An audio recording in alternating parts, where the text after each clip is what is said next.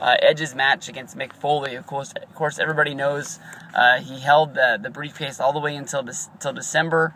At the December pay-per-view, New Year's resolution, whatever it's called, they had an elimination chamber match, and at the end of that, Edge came out once it was all said and done and cashed in that briefcase on a match against John Cena.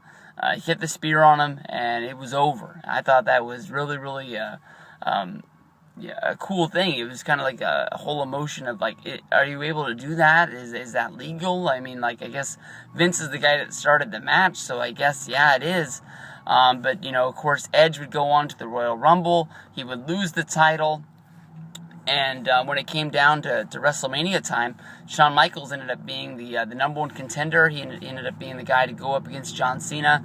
Edge had sort of been this guy who, he had the belt for a hot minute, and, Edge and Cena ended up trading the belt back 1,000 times, and they wrestled a ton. I mean, people complain today about Randy Orton wrestling against John Cena, but we've honestly seen, Edge wrestle, John Cena 1,000 times, just as many times as we've seen Randy Orton, and that match has been pounded into the ground, but nobody ever seems to complain about that. And I know that Edge has the bad neck and everything like that, but I mean, like, if there was a match named tomorrow, Edge versus John Cena, I doubt one person in the world would complain, so it makes no sense to me why these guys go out there and you get these sort of like, oh, not this fucking match again.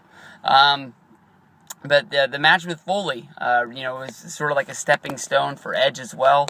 He had seen that, they had enough faith in him to put the title on him, and he had a good run. He'd main evented with John Cena. They've had good numbers, but for some reason, when it came down to WrestleMania, they didn't want to give him that spot that he thought he deserved. So he, took this match with Foley.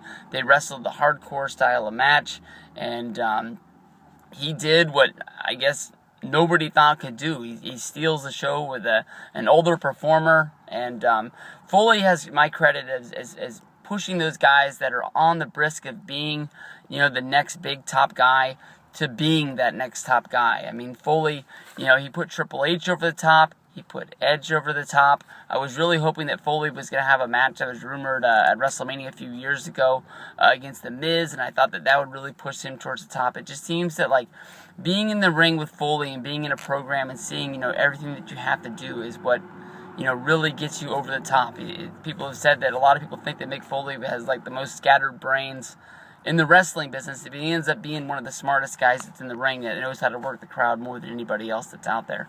Foley also put Orton over the top. That's another guy.